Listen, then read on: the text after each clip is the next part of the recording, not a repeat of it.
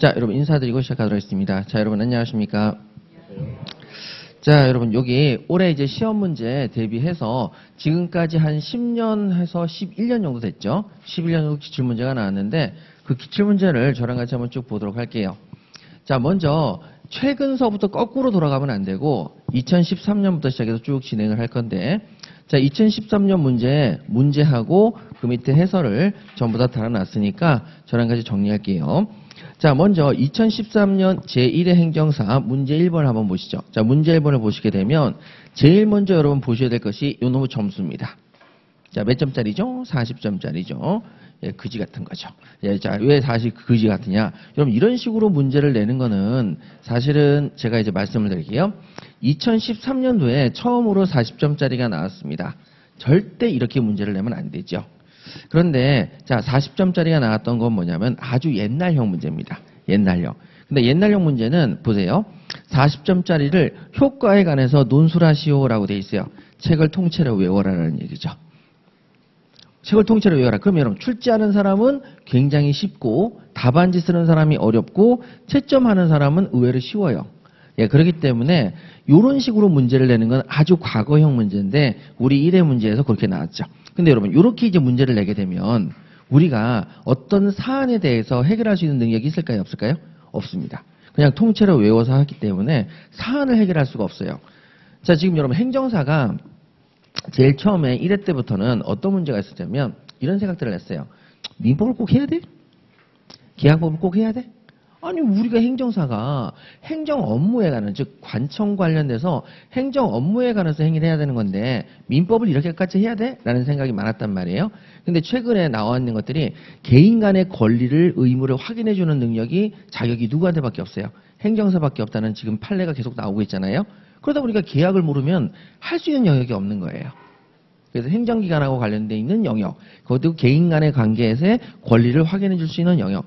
자, 그래서 자, 제가 요거 하나 말씀드릴게요. 민법을 왜 잘해야 되는지, 사례를 대입해야 되는지에 대해서 자각이 생겼어요. 행정사법에 보게 되면 원래 행정사라는 게 업무를 제가 잠깐 설명을 드릴게요.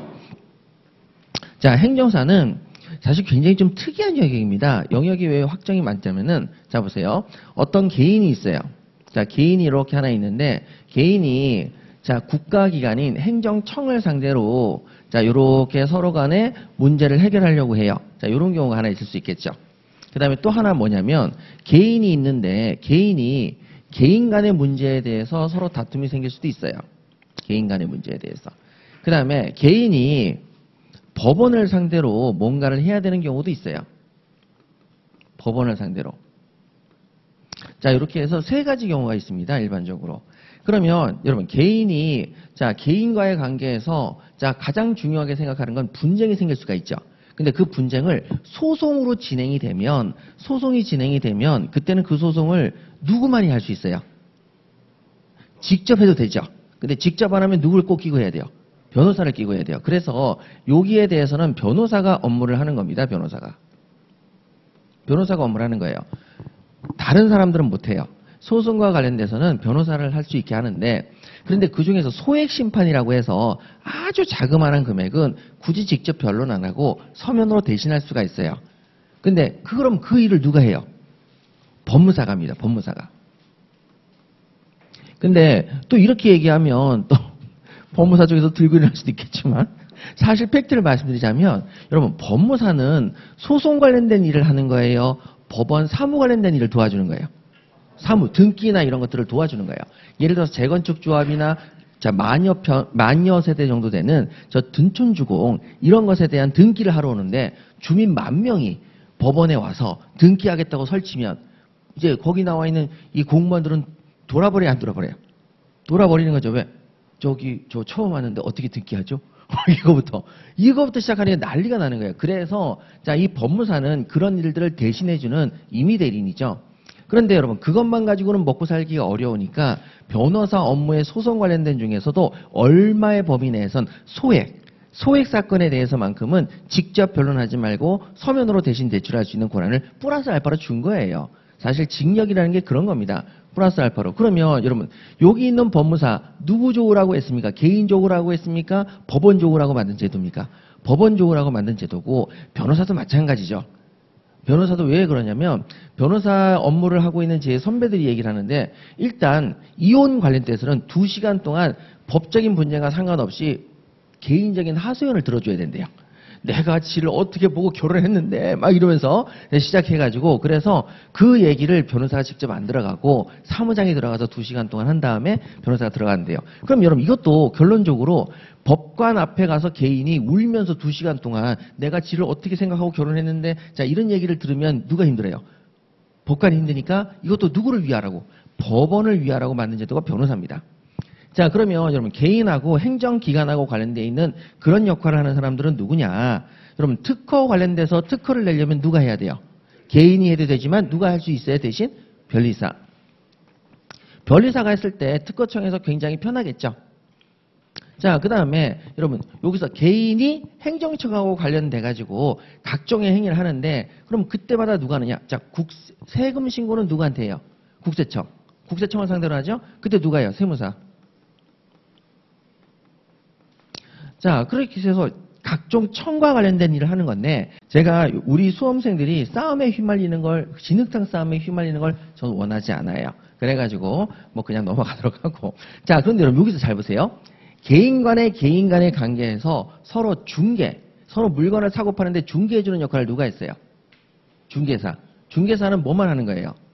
중개만 하는 거예요. 이름에 써 있잖아요.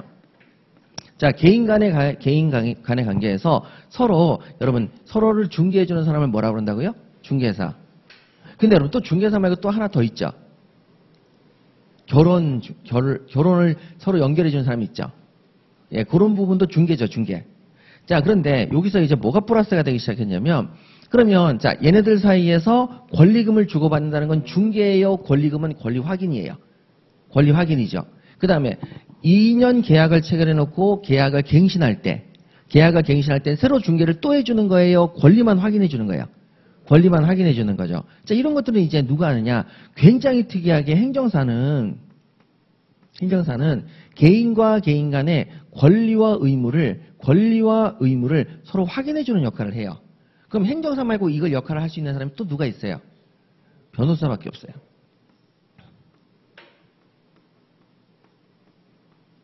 그렇기 때문에 여러분 여기서 지금 우리가 봐야 될 거 뭐냐면 행정사의 영역이 얼마나 넓은지 보이죠. 개인과 개인 간의 사이에서 권리 의무를 담당하고 있고 그 다음에 여러분 개인과 국가기관과의 모든 행정기관과에 관련되어 있는 일도 누가 하게 돼 있고 행정사가 하게 돼 있고 이렇게 돼 있죠.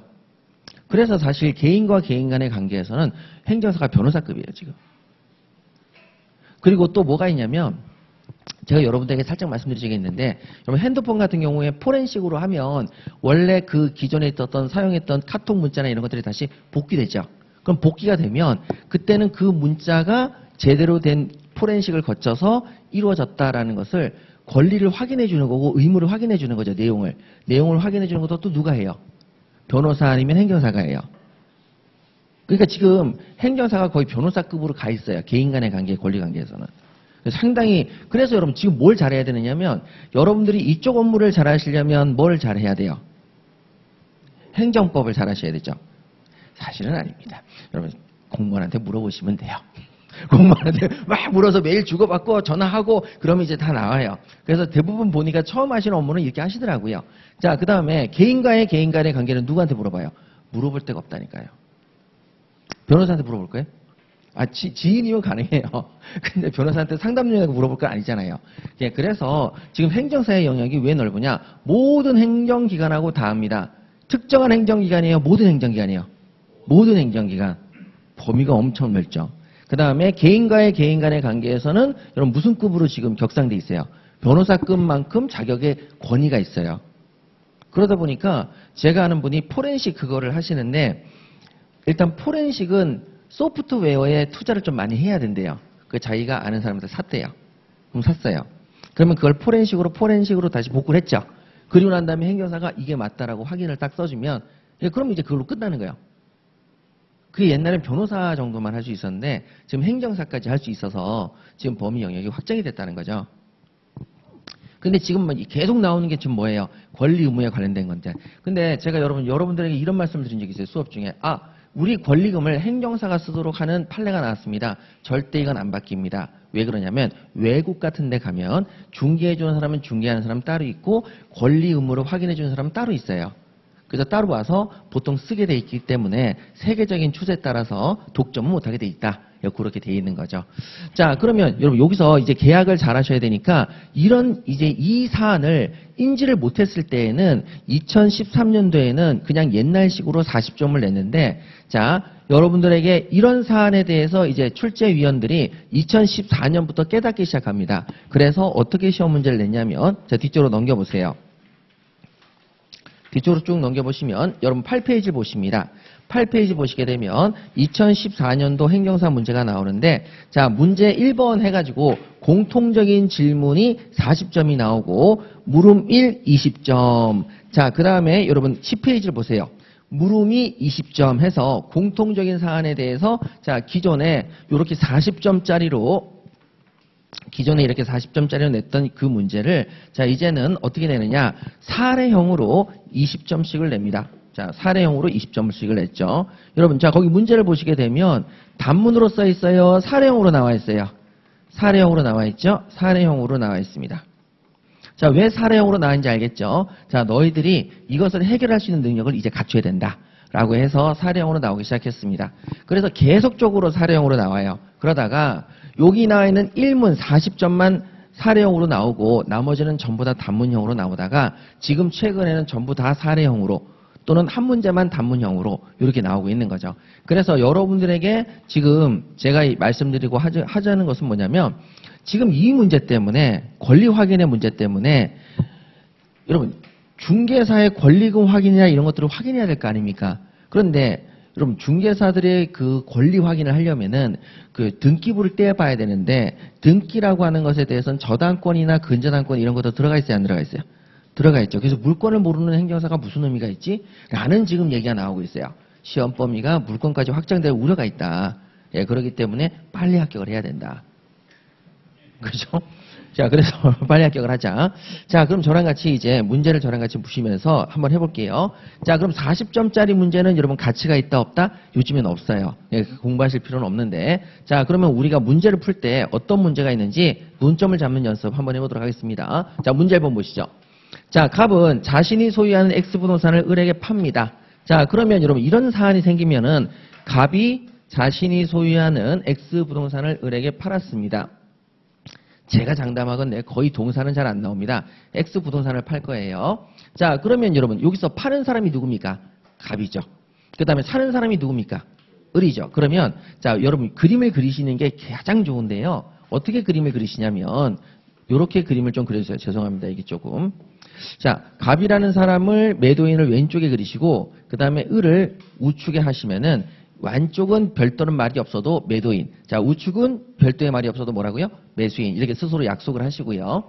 그 다음에 을의 편의를 위해서 매매 대금을 지급받지 않은 상태에서 소유권 이전 등기를 해줍니다. 자, 그래서 X부동산의 소유권 이전 등기를 을에게 해주는 거죠. 자, 을에게 이전합니다. 자, 그래서 등기가 넘어옵니다. 이렇게 등기. 자, 이렇게 체크하시고.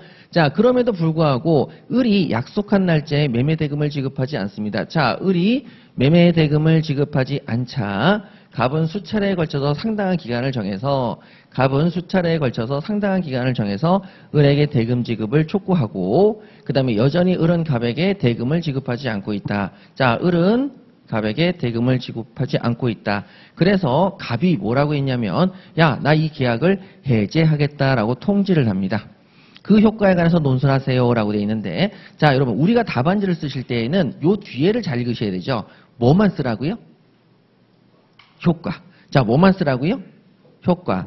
효과를 쓰라고 했는데 제일 잘못된 답안지가 뭐냐면 여러분 이런 답안지입니다. 자, 효과 말고 다른 것을 쓰는 거예요. 자, 그럼 저랑 같이 정리하시죠. 여러분, 을이 매매 대금을 지급하지 않았습니다. 그러면 이것은 계약 체결상의 과실 책임으로 가야 됩니까? 담보 책임으로 가야 됩니까? 이행불능으로 가야 됩니까? 채무자 위험부담주의로 가야 됩니까? 채권자 위험부담주의로 가야 됩니까? 어디로 가죠?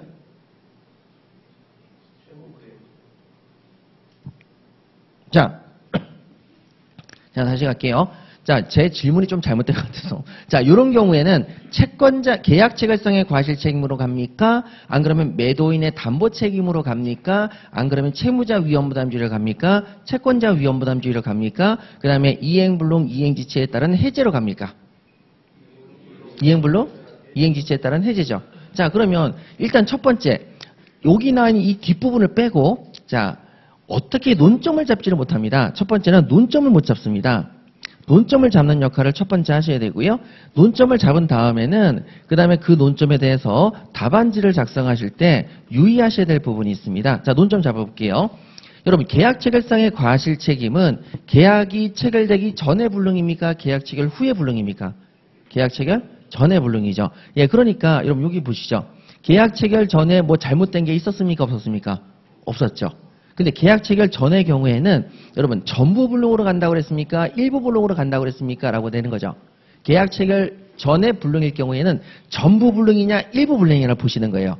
자, 그래서 여기 간단하게만 써드릴게요. 여러분 우리 다 공부하셨기 때문에 자 볼게요. 논점 잡기로 계약 체결 전 계약을 체결했습니다. 계약을 체결하기 전입니다.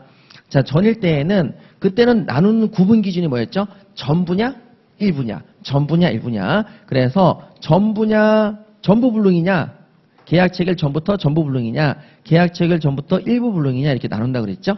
전부 불능일 땐 뭐로 간다 그랬습니까? 계약 체결상의 과실 책임. 일부 불능일 땐 뭐로 간다 그랬죠? 매도인의 담보 책임. 예, 매도인의 담보 책임. 자, 그다음에 계약 체결 후입니다. 계약 체결 후에 불능이 됐습니다. 후에 불능이 되면 그때에는 전부나 일부로 나누지 않다고 그랬죠? 누구에게 잘못이 있느냐? 라고 해서 자, 세 가지로 나눠지죠. 양 당사자의 모두에게 잘못이 없는 경우에는 뭐로 가면 되겠습니까? 채무자 위험부담주의. 자, 그렇게 가시고 그 다음에 채권자에게 잘못이 있는 경우에는 뭐로 가시면 되겠습니까? 채권자 위험부담주의. 자, 그 다음에 채무자에게 잘못이 있는 경우에는 어디로 가시면 되겠습니까? 이행지체, 이행불능에 따른 계약 해제. 자, 이행지체, 이행불능에 따른 해제입니다.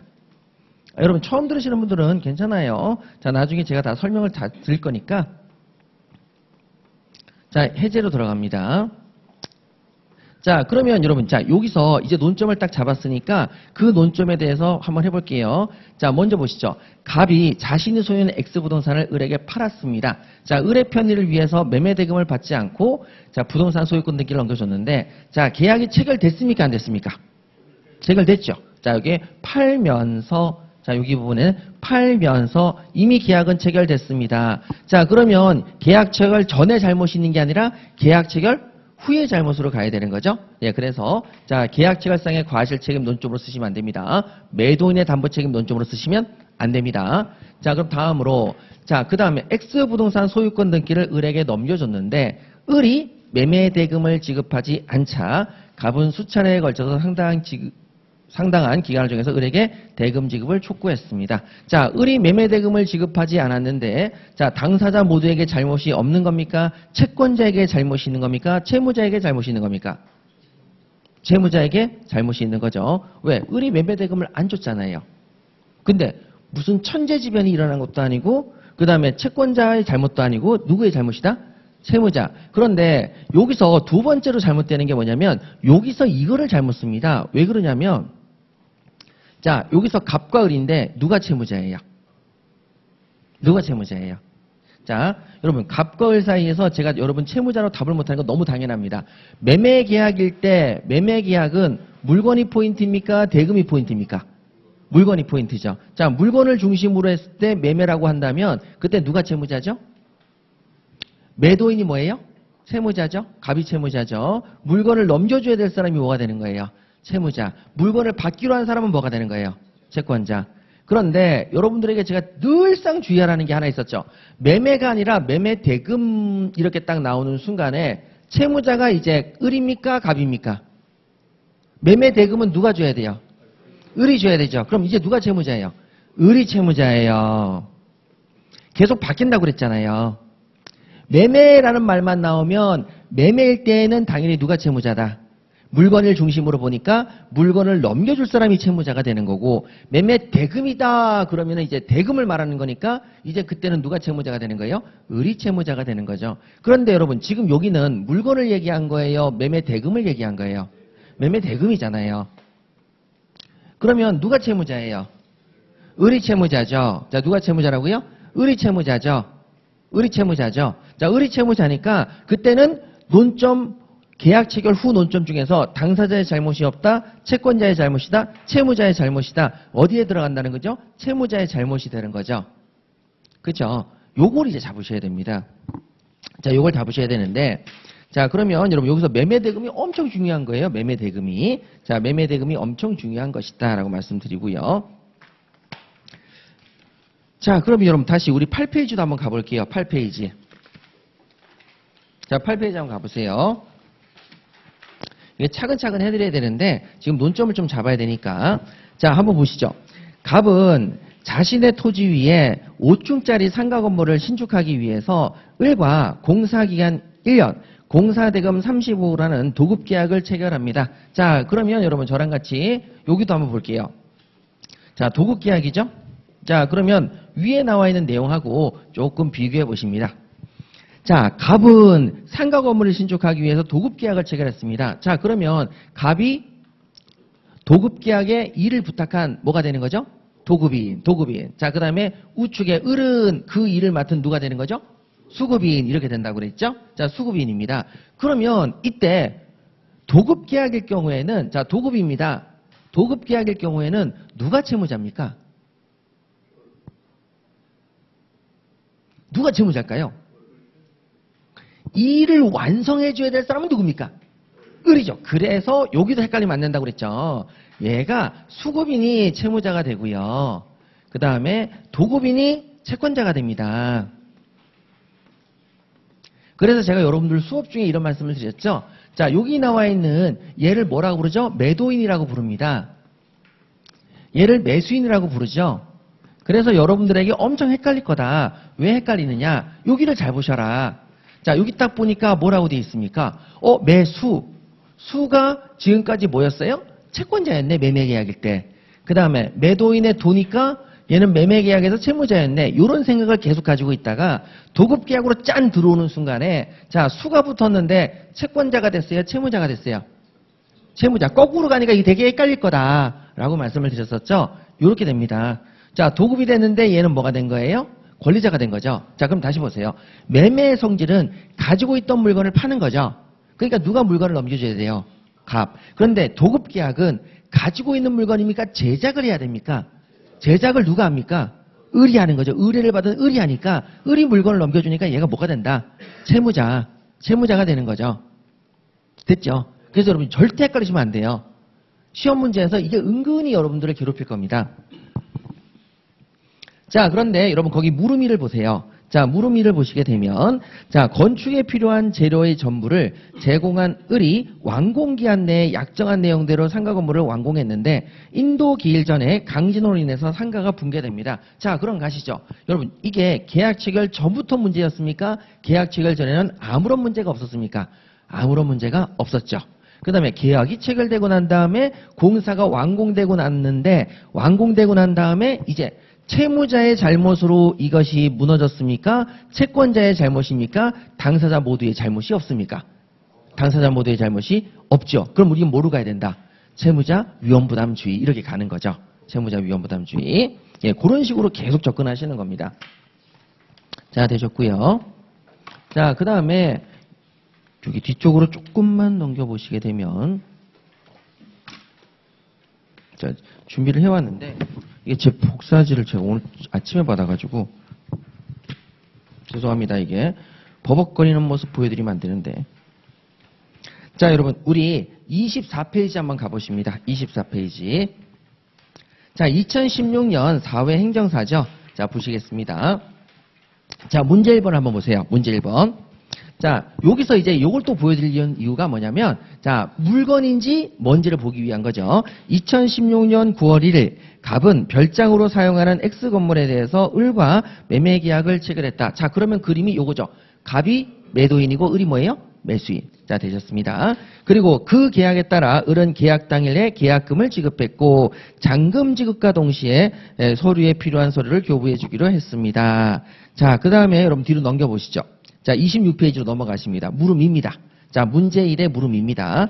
만약 자, 만약 갑소유 X 건물이 계약 체결 전날 인접한 야선에서 발생한 원인불명의 화재로 전부 멸실되었을 때 위 매매 계약의 효력과 갑을 사이의 법률 관계를 논하시오. 자, 이렇게 나왔습니다. 자, 그러면 여러분 지금 여기서 문제는 포인트가 자, 계약 체결 전입니까? 계약 체결 후입니까? 계약을 체결했어요, 안 했어요? 계약을 체결했어요, 안 했어요? 안 했죠. 계약 체결 전날이죠. 계약 체결 전날에 화재가 발생한 거죠.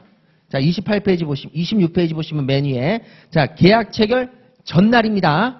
전날로 멸실된 거죠. 그러면 계약을 체결하고 난 다음에 멸실된 거예요? 계약 체결 전에 멸실된 거예요?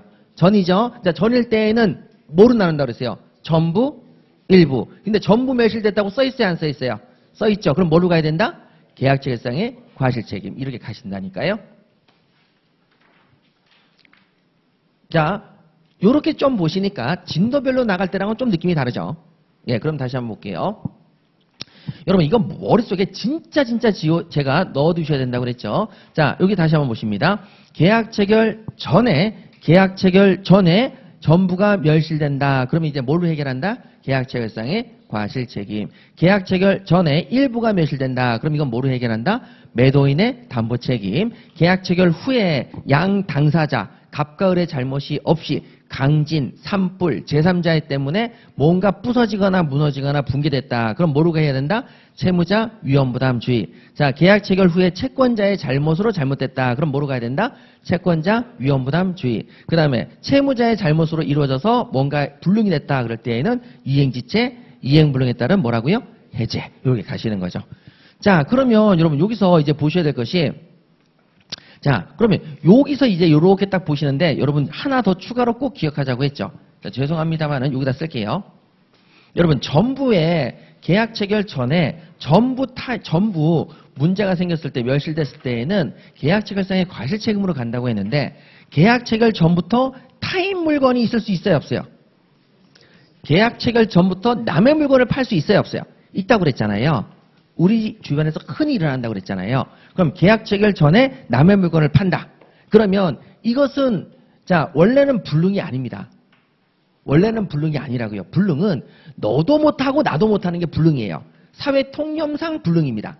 너도 안 되고 나도 안 되면 다 뭐가 돼요? 불능인 거죠. 그런데 여기 이 타인은 남들은 잘하는데 너만 안 돼. 왜 남의 권리를 넘겨주는데 너만 왜 못하니? 라고 해서 이건 불능이 아니라 따로 뭐라고 부른다 그랬죠? 주관적 불능이라고 그랬죠? 주관적 불능. 주관적 불능입니다. 즉 타인 권리 매매입니다. 전부 타인 권리 매매가 여기 언급이 살짝 돼야 된다고 그랬죠? 전부 타인 권리 매매는 계약 체결상의 과실 책임입니까? 매도인의 담보 책임입니까? 매도인의 담보 책임이다. 예, 그렇게 해서 저랑 같이 연습을 하셨죠. 계약 체결 전에 전부가 불능이 됐는데 그것이 전부 객관적으로 봤을 때 멸실됐다. 화재로 멸실됐으니까 요건 전부 불능일 때 뭐로 가야 된다? 계약 체결상의 과실 책임. 자, 남의 물건을 넘겨서 다른 사람은 남의 물건도 다 잘 팔고 다 소유권도 넘겨주는데 왜 너만 못해? 라고 하는 걸 우리 뭐라고 그런다? 주관적 불능이라고 하고 그 다음에 일부 불능, 객관적으로 일부 불능일 때에도 요거 둘 다 뭐로 가야 된다? 매도인의 담보 책임으로 갑니다. 자, 요건 뭐로 가고? 계약 체결상의 과실 책임. 요건 뭐로 가고? 매도인의 담보 책임. 그래서 머릿속에 이렇게 기억하세요. 계약 체결 전에 무언가가 잘못됐는데 그때 전부 멸실만 계약 체결상의 과실 책임이고 나머지는 전부 다 뭘로 간다? 매도인의 담보 책임으로 가면 됩니다. 자, 그 다음에 계약 체결 후의 논점은 당사자, 채권자, 채무자 잘못을 당사자 잘못이 없는 경우, 채권자의 잘못이 있는 경우, 채무자가 잘못이 있는 경우를 나눈다, 안 나눈다? 나눈다. 나눠서 당사자의 잘못이 없으면 채무자 위험부담주의, 당사자의 잘못이 있으면 채권자 위험부담주의, 채무자의 잘못이 있으면 이행지체, 이행불능에 따른 해제. 이렇게 가시는 거죠. 자, 정리하셨습니다. 자, 그러면 여기서 이제 해당되는 부분들을 하나씩 말씀드릴 텐데요. 잘 보세요. 자, 그러면 여기서 이제 다시 한번 보도록 할게요. 자, 갑이 X부동산을 을에게 팔았습니다. 을의 편의를 위해서 소유권 등기를 먼저 넘겨줬습니다. 그리고 을이 매매대금을 지급하지 않자. 매매대금이라고 했으니까 을이라는 사람은 이제 뭐가 돼버린다? 채무자. 채무자인데 갑은 수차례에 걸쳐서 상당한 기간을 정해서 을에게 대금 지급을 촉구했습니다. 여전히 을은 갑에게 대금을 지급하지 않고 있다. 자, 그러면 이제 이행이 안 되니까 우리는 뭘로 해결하자? 이행지체에 따른 뭘로 해결하자? 해제를 해결합니다. 자, 그러면 이때 매매계약을 해제한다는 통지를 했죠. 해가에 대해서 논술하시오라고 되어 있습니다. 자, 그러면 여러분 여기서 절대 나와서는 안 되는 답안지가 있는데 제가 답안지 채점을 해봤는데요. 작년에 해봤죠. 작년에 해봤는데 제 책을 공부하신 분들하고 다른 데서 공부하신 분들의 답안지가 너무 다르더라고요. 그래서 그 부분에 있어서 제가 그분들한테는 말씀을 드리긴 했는데 답안지에 여러분 여기서 답안지를 쓰실 때 이행지체라는 답안지를 쓰면 되겠어요? 안 되겠어요? 이행지체 내용을. 이행지체 내용을 쓰면 되겠습니까? 안 되겠습니까? 이행지체에 따른 뭐예요? 해제를 하라고 그랬죠. 그런데 지금 여기 보니까 이행지체가 있어요? 없어요? 자, 이행지체는 매매대금을 지급하지 않았으니까 채무자가 이행을 제대로 한 거예요? 이행을 지체하고 있는 거예요? 그쵸? 이행지체입니다. 여러분 이행지체에 따른 해제를 하고 싶다면 그냥 바로 해제합니까? 중간에 최고를 해야 됩니까? 그럼 보세요. 수차례에 걸쳐서 상당한 기간을 정해서 을에게 대금 지급을 촉구했다. 최고가 우리 민총에서 공부했죠. 최고라는 건 뭐다? 독촉. 최고가 뭐였죠? 독촉. 그럼 독촉을 했어요? 안 했어요? 했어요. 한 번 했어요? 수차례 했어요? 수차례. 최고를 했어요. 자, 그럼 계약을 해지할 수 있어요? 없어요? 자, 이 과정을 답안지에 쓰면 돼야 안 돼요? 안 돼요. 다 써요. 다 쓴다고요. 그러면 빵점인 거예요. 왜? 이행지체가 나와서 이행지체를 썼으면 매매대금 나왔으면 매매계약도 써야죠. 말도 안 되는 거예요. 이거를 자꾸 하신다니까. 내가 너무 속이 상해서 답안지를 6줄, 7줄을 쓰셨어요. 이행지체를. 빵점인 거죠. 논점 일탈인데. 쓸 필요가 없는 거예요. 그래가지고 6줄, 7줄을 썼는데 빵점을 주니까 일단 받는 사람은 어때요? 갑갑하죠. 아니 이게 빵점이라니 왜? 빵점이니까. 그러니까 이게 여러분 이행지체를 이게 언급이 돼 있다고 해서 그걸 답안지에 현출하시면 절대 안 되는 겁니다. 그래서 뭐 이행지체인데 수차례에 걸쳐 최고했기 때문에 해제가 맞다. 그래 맞아. 맞으니까 효과에 관해서 논술하시오라는 거죠. 그러니까 이건 쓰시는 게 아닙니다. 그래서 빵점. 미안하지만 빵점. 그래서 그걸 언급하시면 안 돼요. 그래서 여러분 여기서 항상 기억하셔야 될 것은 이 과정은 이렇게 생각하시는 거예요. 자, 여러분들이 이렇게 답안지를 채점하신다는 생각하시면 돼요. 자, 얘기를 들었어요. 어떤 의뢰인이 왔어요. 자, 제가 이거를 해제를 해서 돈을 돌려받을 수 있겠습니까? 라고 얘기를 한다면 그 여러분들의 행정사가 돼서 갑이 을에게 어쩌고 저쩌고 했는데 제가 등기를 먼저 넘겨줬거든요. 근데 을이 등기를 넘겨를 받았음에도 불구하고 매매대금을 지급하지 않아서 제가 계속 수차례에 걸쳐가지고 매매대금을 달라고 했는데 안 줘요. 그래서 제가 이것을 어떻게 하면 제가 돈을 돌려받을 수 있을까요? 라고 묻는 거죠. 그럼 여러분들은 뭐라고 답하겠어요? 그게 이행지체가 되려면은요, 어쩌고 저쩌고 해서 최고까지 해야 되는데, 그거 얘기하겠어요? 해제하시면 됩니다라고 얘기하겠어요? 해제하시면 됩니다. 그래서 여러분들이 돈을 돌려받고 싶으면 어떻게 돌려받으시고, 금전일 경우에는, 목적물일 경우에는 손해배상도 청구할 수가 있다. 그리고 서로 원상회복이다. 뭐 어쩌고 이런 얘기를 해야 되잖아요. 근데 어쩌고 저쩌고 이행지체가 되니까 수차례 걸쳐서 최고하셨네요. 해제됐네요. 이런 얘기를 답안지에 쓰시는 거는 빵점이라는 거죠. 예, 그러니까 그 상담 내용을 그대로 답안지에 쓰신다라고 생각하면 매매 계약이 제대로 됐는지 이런 건 따질 필요가 없는 거지요. 답안지에 쓰시면 안 됩니다. 제가 너무 속상했어요. 그래서 20줄 정도를 썼는데 제가 거기다 몇 점 주냐면 2점. 쓸데없는 논점이 너무 많으니까. 그래서 여러분 여기서 나와 있는 걸 잘 보세요. 자, 뭐에 대해서 써라? 효과. 그럼 효과에 대해서 쓰세요. 효과를 썼다가 이럴 수도 있잖아요. 나 20점으로 준비했는데 40점이네? 그러면 효과를 썼다가 정 안 되면 나중에 뭐를 쓸 수 있겠어요? 시간이 남았는데. 이행지체를 그때는 살짝 언급을 하실 수 있어요. 그러면 그래. 이제 채워지기 좀 적구나. 라고 할 수 있죠. 근데 이행지체부터 들어가면 절대 안 돼요. 뭐를 쓰라고 했으니까? 효과를 쓰라고 했으니까. 자, 그럼 효과인데 여러분 여기 40점짜리로 쓰려면 사실 이런 구성이 있을 겁니다. 학설해서 직접 효과설 어쩌고 저쩌고 쭉 나와 있어요. 자, 그러면 우리 1페이지를 다시 볼게요. 자, 학설이 있는데 여기 나와 있는 이 학설은 공부하실 필요가 없습니다. 제가 여러분들에게 말씀드렸어요. 수업 중에. 자, 이제 40점짜리 나온다 안 나온다? 안 나온다니까. 이거 학설은 교수님들이나 쓰라는 얘기죠. 우리 실무가들에게 왜 이걸 쓰라는 거예요?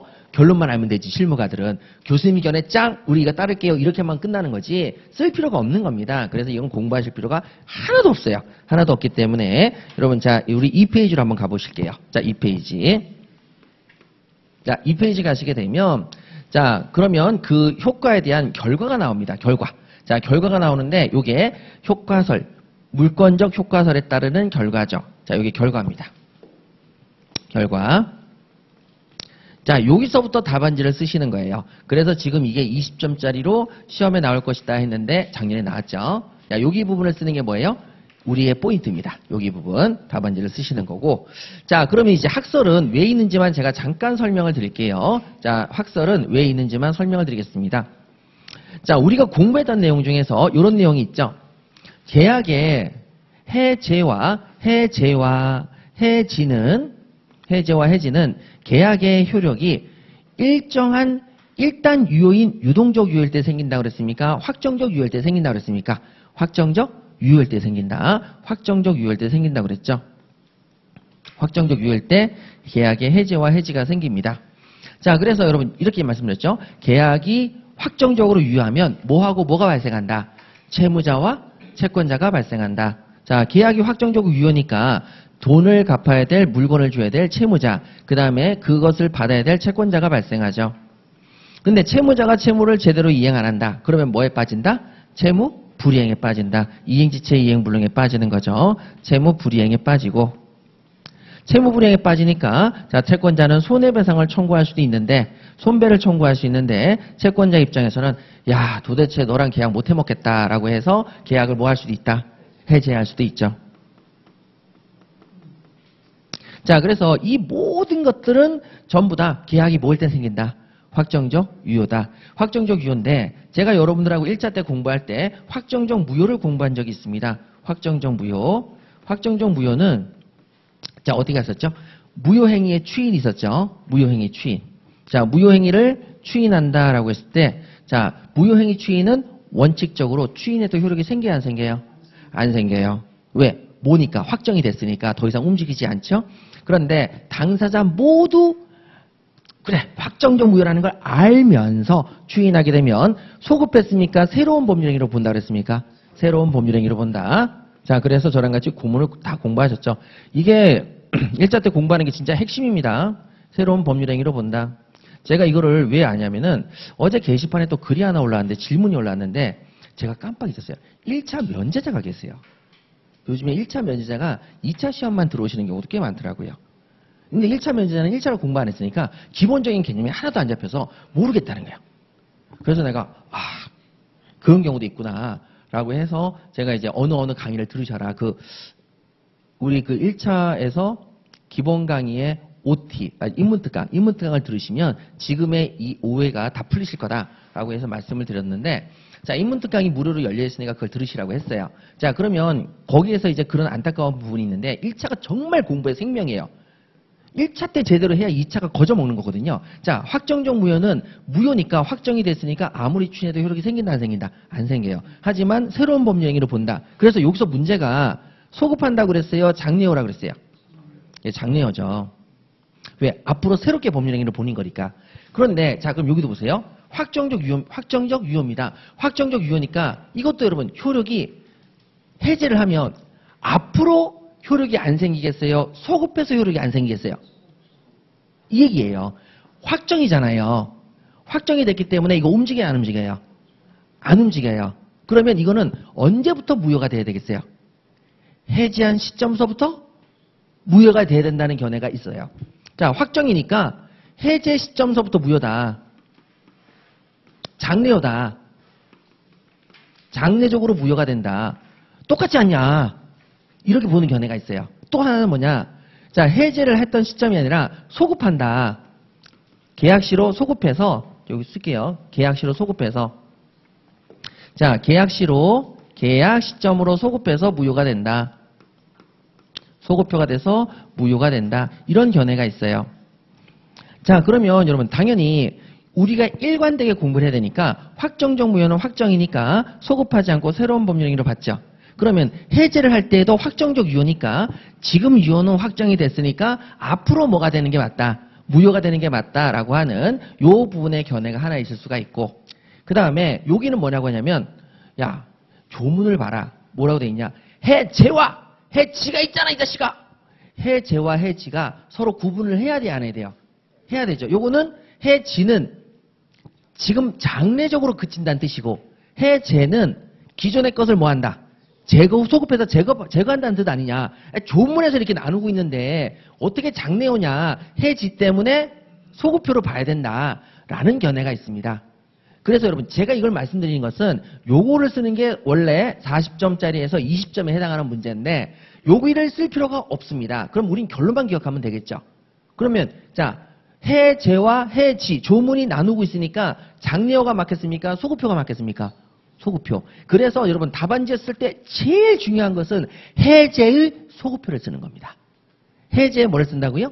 소급표. 예, 그래서 여러분 그 밑에 쭉 내려가시게 되면 자, 물권적 효과설 해가지고 나와 있죠. 계약의 실효입니다. 학설 대립이 있으니까 요걸 잘 쓰셔야 되겠죠. 자, 계약을 해제하면 장래로 소멸한다. 소급적으로 소멸한다.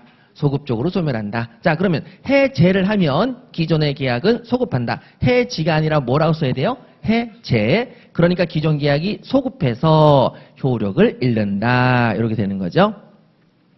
자, 됐습니다. 그러면 소급해서 효력을 잃으니까 그 밑에 있는 모든 20점짜리가 다 여기랑 연결된 겁니다. 여러분, 계약이 처음서부터 소급해서 효력이 없어지니까 기존에 거래했던 사람 어떤 문제가 생기는지 잘 보세요. 자, 갑이 있고 을이 있는데 해제를 합니다. 해제. 해제라니까 처음서부터 계약이 있었다 없었다? 없었다. 그러면 지금 등기는 이미 벌써 을에게 넘어가 있다 안 넘어가 있다? 넘어가 있는데 해제를 했어요. 그럼 소급해서 계약이 없던 것이 되죠. 등기는 안 넘어왔지만 이제는 누가 소유자로 봐야 된다. 그렇죠? 계약이 없던 게 되니까 여기가 바로 소유자다. 그래서 제가 여러분들에게 말씀드렸죠. 등기는 믿으면 된다 안 된다? 안 된다. 자, 그렇게 되는 거죠. 자, 그러면 해제됐으니까 요걸 꼭 쓰셔야 되겠죠. 자, 해제가 되는 순간에 물권은 등기나 인도 없이도 당연히 누구에게 돌아간다? 원소유자에게 복귀한다. 등기가 누구한테 돼 있어도, 을한테 되어 있어도 누가 소유권자다? 갑이 소유권자다. 애초에 계약이 없던 것이 되니까 요게 바로 요거랑 또 연결되는 거죠. 그래서 소급표가 왜 중요한지 아시겠죠? 자, 그러면 이제 다음으로 넘어가 볼게요. 자, 3페이지로 가시게 되면 자, 이제 3페이지입니다. 3페이지. 자, 3페이지 보시게 되면 자, 그러면 이제 또 갈게요. 자, 갑과 을이 있는데 계약이 해제됐답니다. 근데 계약이 해제되기 전에는 확정적인 유효였어요. 확정적 유효. 자, 그런데 이때 을이 병이라는 사람한테 이미 지한테 등기가 넘어왔으니까 해제하기 전에 자, 을이 그 부동산을 병한테 넘깁니다. 등기를 넘기는 거죠. 자, 지는 등기를 넘겨줬으니까 등기가 없어지고 자, 그럼 이제 누구한테로 지금 등기가 넘어갔어요? 병한테 넘어갔죠? 그런데 그 다음에 자, 갑이 을과의 계약을 해지합니다. 을과의 계약을 해지해요. 자, 그러면 소유권이 누구한테로 복귀한다? 갑한테 복귀한다. 소유권이 누구한테 복귀한다?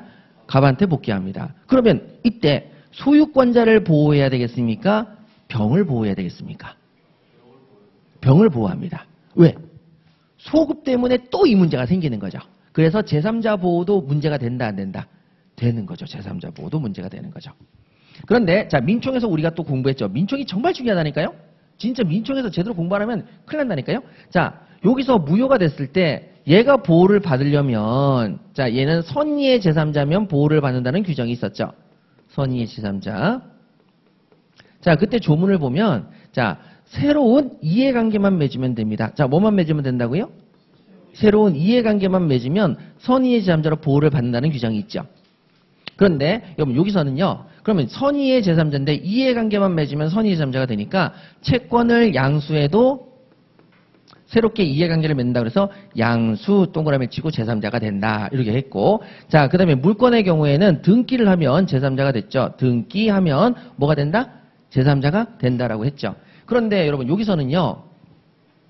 뭐라고 써 있는지 잘 보세요. 자, 새로운 이해관계를 갖추는 건지 보시죠. 자, 당사자 일방이 계약을 해제한 때 제3자의 권리를 해하지 못한다. 여러분, 이해관계를 맺어야 돼요? 권리까지 가져야 돼요? 권리. 그래서 여기는 이해관계라고 한다면, 민총에서 공부한 게 이해관계라고 한다면 여기는 이해관계가 아니라 뭐라고요?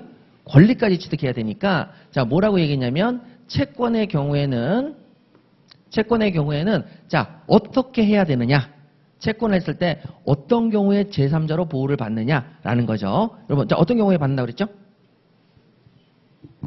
자, 거기 여러분, 우리 채권의 경우에는 대항을 권리를 보호를 못 받죠. 그런데 뭐랑 똑같은 효력이 생기면 보호를 받는다고 그랬어요. 자, 여기부터 쓸게요. 그러면 자, 채권과 물권이 있는데, 자, 물권자는 자신의 물권을 그냥 가지는 게 아니라 등기하고 인도까지 갖춰야만 효력이 생긴다. 왜? 뭐를 취득해야 되니까? 권리를 취득해야 되니까. 그래서 자, 제3자의 권리를 해하지 못한다 그랬을 때, 자, 새로운 이해관계만 갖추면 된다. 민총처럼 새로운 이해관계만 갖추면 된다. 거기 플러스 알파 권리니까 등기나 인도까지 갖춰야 된다. 등기나 인도까지 갖춰야만 비로소 뭐가 된다? 제3자가 된다는 거죠. 그래서 제3자가 됐습니다. 등기나 인도까지 갖췄는데. 자, 그러면 채권의 경우에는 제3자로 보호를 받는다, 못 받는다? 못 받아요. 왜? 등기나 인도가 없으니까. 근데 등기나 인도가 있는 경우가 있죠. 어디 있습니까? 임차권. 임차권이죠. 임차권에서는 등기를 하게 해줘야 안 해줘요? 해주죠. 근데 임대인들이 등기를 잘 안 해주니까 새로운 주택임대차 보호법이 만들어졌어요? 안 만들어졌어요? 만들어졌죠. 자, 임차권의 등기에 해당하는 걸로 대항력을 뭐로 만들었습니까? 주택인도와 주민등록. 쭈쭈를 만들었다고 그랬죠. 자, 그 다음에 여러분 하나 더. 임차권 등기명령제도 있습니까? 없습니까? 있죠. 그건 임대인이 거부할 수가 없는 거죠. 등기명령. 주택임대차에서. 자, 이 정도의 대항 요건을 갖추면, 자, 얘도 채권자지만 보호를 받는다, 안 받는다? 받는다. 이게 시험에 나왔다니까요, 우리 시험에. 자, 그러면 다시 볼게요. 여러분들이 이제 요거를 저랑 같이 이제 공부를 하셨지만, 자, 다시 한번 전체적으로 좀 총괄적으로 보는 건 또 처음이거든요. 자, 보실게요. 보십니다. 여러분, 자, 원래 민총에서 공부하는 범위는 이겁니다. 갑과 을이 통정허위 표시를 했다. 등기를 넘겼지만 통정허위 표시를 했죠? 그때 누구만 보호를 받는다? 선의의 제3자만 보호를 받는다. 선의의 제3자는 뭐만 갖추면 충분하다? 이해관계만 갖추면 충분하다. 그래서 여기는 채권을 양수해도 제3자로 보호를 받았고, 여기는 물건을 등기받으면 제3자로 보호를 받았다. 그런데 지금 여기 해제를 딱 오니까 해제는 새로운 이해관계가 아니라 제3자의 권리를, 제3자가 뭐를 취득해야 된다? 권리를 취득해야 된다. 권리를 해하지 못한다고 했으니까 권리를 취득한다는 뜻이 뭐냐? 민총에서 공부했던 새로운 이해관계로 끝난다. 등기인도까지 갖춰야 된다. 등기인도까지 갖춰서 완전한 권리를 취득한 제3자에 대해서는 해제를 주장할 수가 없다는 거죠. 자, 그러면 뭐까지 갖춰야만 보호를 받는다? 등기인도. 자, 그러면 물권은 등기인도를 갖추면 보호를 받고, 채권은 원래 등기제도가 없으니까 보호를 못 받는다. 근데 임차권의 경우에는 등기제도를 뒀다 안 뒀다? 뒀다. 그 등기하면 보호를 받고, 그 등기를 안 해주니까, 자, 주택임대차보호법에서 주택의 인도와 주민등록을 하는 순간에 등기와 똑같은 대항력이 생겼다 안 생겼다? 생겼다. 자, 그러면 얘는 보호를 받는다 못 받는다? 받는다. 임차권 등기 명령을 받아도 보호를 받는다 못 받는다? 받는다. 그래서 여기 나와 있는 양가로 3번이죠. 자, 채권을 양도받은 양수인입니다. 채권을 양도받은 양수인에 대해서는 걔는 보호를 못 받아요. 제3자로. 그래서 걔한테는 해제를 주장할 수가 있습니다. 하지만 해제가 되기 전에, 자, 무슨 계약? 임대차 계약을 갖추고, 그 다음에 등기를 하면 되는데 자, 주택임대차는 등기에 해당하는 주택의 인도와 주민등록의 임대차 보호법상의 대항 요건을 취득합니다. 자, 여러분, 이 대항 요건이 등기의 대항 요건이랑 똑같다고 그랬죠? 쭈쭈. 자, 그랬을 때 임차인에 대해서는 해제를 주장할 수가 없다. 자, 얘는 제3자로 보호를 받는다 못 받는다? 받는다가 되는 거죠. 그리고 여러분, 이 사람이 또 보호를 받고 싶은데 주택을 인도하거나 주민등록을 딴 데 전입신고를 했다. 그때 걔가 여전히 대항력을 갖추고 싶으면 무슨 제도를 쓰면 된다? 임차권 등기 명령. 무조건 등기를 해줘야 돼요. 법원에서 명령을 내렸기 때문에. 대항력이 생겼다 안 생겼다? 생겼다. 예, 요렇게까지 정리하시는 거죠. 자, 이렇게 정리하시면 되고, 자, 요 정도 보시고, 그 다음에 여기서 나와 있는, 자, 차이점은, 자, 기존의 통정허위 표시에서는 선의의 제3자만 보호를 받고 악의의 제3자는 보호를 못 받았습니다. 왜? 계약이 통정허위 표시는 계약이 무효입니까? 아닙니까?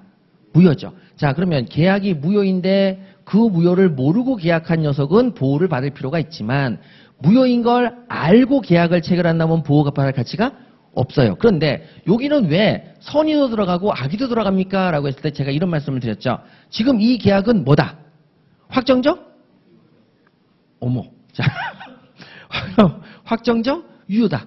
여러분, 확정적 유효라는 사실을 모르고 한 놈도 보호를 받지만 알고 한 놈은 더 보호를 받아야 돼요? 안 받아야 돼요? 받아야 되죠? 알았잖아요. 유효라는 걸.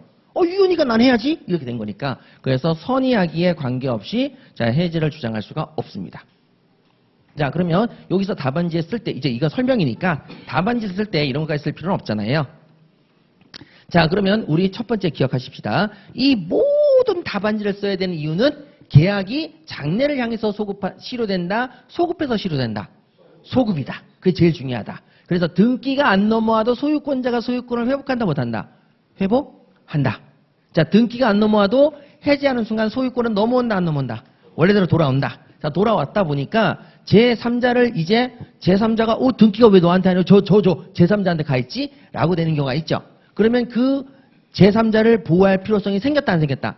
생겼다. 근데 그때 보호할 때에는 자, 중요한 포인트, 답안지를 쓸 때 이런 것들을 다 놓친단 말이에요. 진짜 미치겠다니까.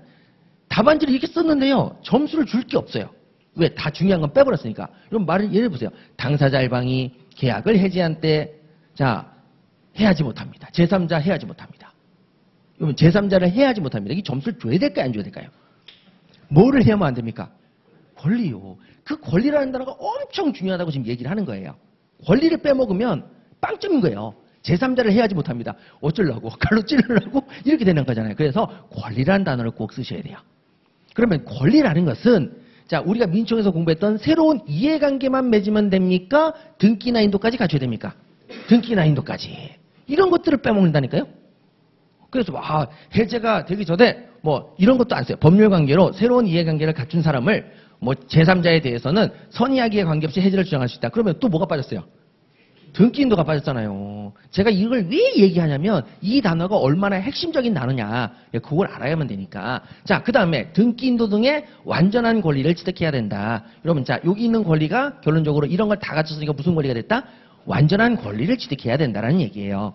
그러면 이때 제3자는 자, 선의자만 보호받는다? 악의자도 보호받는다?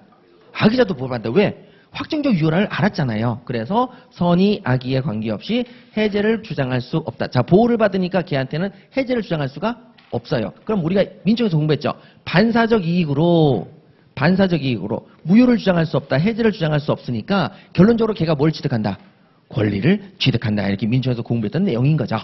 자, 그렇게 정리하시면 되겠습니다. 자, 여러분, 이게 지금 제가 여러분들하고 이제 50분 동안 했던 얘기인데, 자, 여러분, 자, 이 내용에서, 그러면 여기 한번 볼게요. 자, 양가로 2번입니다. 요거까지 보시고 잠깐 쉬도록 할게요. 자, 여러분, 해제는 너무나도 중요하고, 지금 잘 설명해 놓으면 나중에 뒤에 가서 설명할 게 없어요. 지금 잘 설명합니다. 자, 그럼 여기를 또 보시죠. 자, 이번에는요, 이거를 답안지에 쓰셔야 되는데, 자, 먼저, 권리를 갖춰야 되니까 일단 뭐를 갖춰야 돼요? 새로운 이해관계를 갖춰야 돼요. 그쵸? 자, 여기랑 똑같이 자, 여러분 여기 위에랑 똑같이 뭐를 갖춰야 돼요? 새로운 이해관계를 갖춰야 돼요. 자, 그 다음에 이것만 갖추면 돼요? 등기인도까지 해야 돼요. 등기인도까지 또 해야 돼요. 이렇게. 자, 그래서 뭐를 취득해야 돼요? 완전한 권리를 취득해야 돼요. 그리고 제3자일 때에는 자, 그럼 나머지는 다 똑같은데 그럼 뭐가 다르죠? 이때는 선의악의를 보호해요. 선의일 경우만 보호를 해요. 선의. 자, 이때 뭘 보호한다? 선의일 경우만 보호한다고요. 자, 여기는 악의가 들어가요, 안 들어가요? 안 들어가요. 자, 여기는 악의 안 들어갑니다. 자, 악의 안 들어간 이렇게 해서 자, 그런데 여러분 위하고 차이점을 보니까 뭐라고 돼 있냐면 여기는 자, 일방이 계약을 해제했는데 뭐가 있냐면 해제되기 전에 자, 뭐가 있어요? 해제가 되기 전에 자, 여기는 뭐에 있어요? 해제가 된 후라는 얘기죠. 해제가 먼저 있고 즉 해제가 된 후에 그 다음에 해제가 된 후입니다. 요거는 해제된 후 요거는 해제되기 전이죠. 전과 후입니다. 해제된 후에 새로운 이해관계를 갖추는 거예요. 그리고 등기를 취득한 거예요. 여기는 해제되기 전에 새로운 이해관계를 갖추고 뭐를 취득한 거예요? 등기를 취득한 거죠. 그래서 여러분 요거 두 개를 엄청 잘 쓰셔야 됩니다. 이거 잘못되면 빵점인 거예요. 왜 이렇게 빵점이 많냐? 이게 여러분 빵점이 많습니다. 그리고 게시판에 질문이 보면 선생님 고하고 인하가 따로따로 떨어져 있는데 인하도 고로 쓰면 안 됩니까? 고도 인하로 쓰면 안 됩니까? 하나로 외우면 안 됩니까? 안 됩니다. 그럼 또 빵점이 되는 거예요. 교수님들이 되게 엄격해요. 그래서 제가 그 부분들을 설명드리는 거예요. 자, 그럼 다시 볼게요. 자, 위에 부분은 아까 전에 얘기했죠. 자, 여기 부분은 갑과 을의 계약이 있는데 자, 해제를 하기 전에 을이 병과 계약을 맺었습니다. 자, 얘랑 계약을 맺은 게 1번. 그 다음에 두 번째 2번입니다. 해제입니다. 해제. 자, 그런데 여러분 얘는 해제가 되기 전이잖아요. 그럼 이 계약은 확정적 유효잖아요. 자, 확정적 유효를 믿었으니까 그 확정적 유효를 모르고 한 놈뿐만 아니라 알고 한 사람도 유효네? 라고 알았으니까 보호를 해줘야 될 필요가 있지요. 그런데 자, 이번에는요. 갑과 을이 계약을 했는데 해제를 먼저 했어요. 1번. 해제를 먼저 합니다. 해제를 먼저 했으면 확정적 유효가 소급해서 뭐가 되는 거예요? 무효가 되는 거죠. 확정적 무효가 됩니다. 자, 해제가 먼저 있으니까 확정적 무효가 됐죠. 그리고 난 다음에 병이 계약을 체결했어요. 그런데 얘는 무효라는 사실, 해제가 됐다는 사실을 몰랐어요.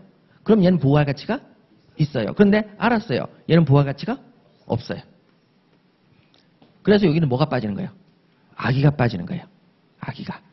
자, 그러면 자, 이 답안지가 지금 이제 제가 이제 다 보여드렸는데 답안지를 쓸 때 단어 하나.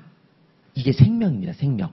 이거 하나 때문에 빵점이냐 7점, 8점을 받을 수 있냐가 결정이 되는 거예요. 자, 그럼 여기서 우리 전체적으로 다시 한번 지우고 자, 포인트를 잡아가도록 하겠습니다. 여기 있다. 자, 그러면 여러분 이제 제가 여러분들에게 자, 말씀드린 거 잘 보세요. 자, 먼저 조문 하나 써야 되니까 당사자 일방이 계약을 해지한 때 제3자의 권리를 해하지 못한다라고 조문 하나 쓰셔야 돼요. 왜? 그래야만 내가 쓰는 내용의 근거가 되는 거잖아요.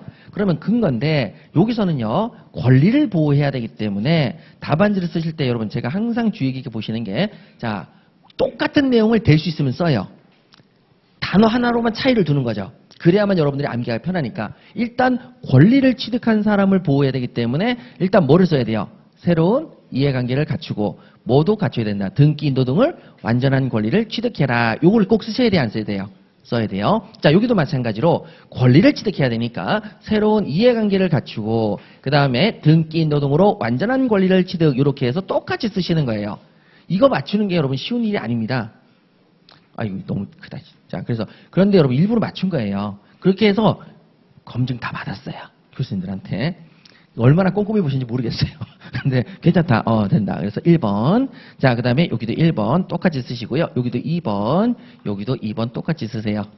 자, 그 다음에 여러분 여기서 봐야 될 것이 자, 제3자에 대해서는 선의하기에 관계없이 해제를 주장할 수가 없다. 여기도 마찬가지로 제3자에 대해서는 선의일 경우에만 해제를 주장할 수 없다. 똑같이 없는데 뭐만 차이가 있습니까? 아기가 들어가냐, 아기가 안 들어가냐. 요게 차이가 있는 거죠. 자, 그러면 요게 동그라미 3번입니다. 그러면 여러분 요거를 구별할 때에는 그 전제로 자, 뭐를 꼭 해야 된다? 해제가 되기 전에 새로운 이해관계를 갖추고 등기 인도 등의 완전한 권리를 취득했느냐. 해제가 먼저 있은 다음에 그 다음에 새로운 이해관계를 갖추고 등기 인도 등의 완전한 권리를 취득했느냐. 요 단어에서 자, 뭐랑 연결된다? 선의와 아기가 다 들어가느냐, 아기는 빠지느냐가 연결되는 거죠. 자, 그럼 여기서 한 문장이라도 뺄 데가 없습니다. 저거 좀 빼서 써도 되나요? 안 됩니다. 엄청 지금 축약을 해서 내용을 응축해서 답안지에 쓸 것만 최대한 뽑아낸 거예요. 자, 그렇게 해서 정리하시면 되겠습니다. 그러니까 여러분들이 못하는 게 아니고 답안지 채점할 때요. 여러분 나중에 여러분들 합격하시고 자, 전문가가 돼서 답안지 한번 채점해 보세요. 돌아버립니다. 그래서 너무 속이 상하니까 왜? 이렇게 잔뜩 썼는데 점수를 하나도 줄 게 없는 거예요. 뭘 빼먹고, 권리 빼먹고, 뭘 빼먹고, 이거 빼먹고, 이걸 아무리 써봤자 무슨 의미가 있어요. 전인지 후인지 모르는데. 예, 그런 부분들에 포커스를 둬서 답안지를 쓰셔야 된다. 예, 그렇게.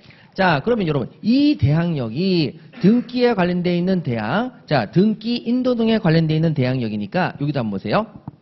보시죠. 위에 여기 있는 이 조문이 어떻게 써 있냐면 저 위에 보시죠. 해제가 되기 전이죠. 자, 뭐가 되기 전에? 해제가 되기 전에. 그럼 여기도 뭐가 있겠어요? 해제가 되기 전에. 자, 그 다음에 대항을 할 수 있는, 등기를 할 수 있는 계약은 뭐밖에 없죠? 임대차 계약이죠. 그래서 무슨 계약? 임대차 계약을 갖추고, 임대차 계약이죠. 채권 중에서 등기와 같은 권리를 취득할 수 있는 등기나 인도 등이 가능한 권리가 뭐밖에 없어요? 임대차 계약이고. 자, 그 다음에 또 마찬가지로 뭘 해야 되겠습니까? 임대차 계약을 갖추고. 자, 이건 그럼 뭘 쓴 거죠? 새로운 이해관계를 갖추고. 자, 그걸 뭐라고 쓴 거예요? 임대차 계약을 갖추고라고 쓴 겁니다. 그 다음에 자, 등기 인도 등으로 완전한 권리를 취득해야 되니까 등기 인도 대신에 주택임대차에서는 뭐가 있어요? 주. 그래서 주택의 인도와 주민등록의, 자, 요거는 민법에 있어요? 주택임대차 보호법에 있어요? 그래서 주임법을 쓴 겁니다. 법상에. 자, 그 다음에 권리, 등기 인도 등의 권리를 취득했으니까 대항요건을 취득. 요게 이제 그 동그라미 2번이 내려온 거죠. 함부로 그냥 쓴 거 아닙니다. 자, 새로운 이해관계를 갖추고, 임대차 계약을 갖추고, 그 다음에 권리, 등기 인도 등의 완전한 권리를 취득한. 자, 그 다음에 여러분 뭐가 들어와야 되겠어요? 제3자. 임차인에 대해서는 선의하기에 관계없이 해제를 주장할 수가 없다. 똑같이 위에랑 똑같아요? 안 똑같아요? 똑같죠? 3번이죠. 됐죠? 자, 그런데 여러분 여기 앞에 뭐가 하나 들어가 있나? 보세요. 일반적인 채권을 양도받은 양수인은 걔는 보호를 받는다 못 받는다? 못 받는다. 걔한테는 해제를 주장할 수가 있다. 예, 이렇게 되어 있네요. 자, 문장 하나하나가 다 생각이 있고 다 의미가 있는 겁니다. 그래서 가급적이면 그냥 외우세요. 자, 외우세요. 자, 그래서 위에 나와 있는 밑에 나와 있는 패턴이 거의 동일하다. 답안지에 쓸 수 있게끔 이런 말씀입니다. 자, 잘 보셨고요. 자, 해제는 그만큼 중요하니까 우리 잠깐 쉬었다가 또 계속하도록 할게요. 잠시만 쉬시죠.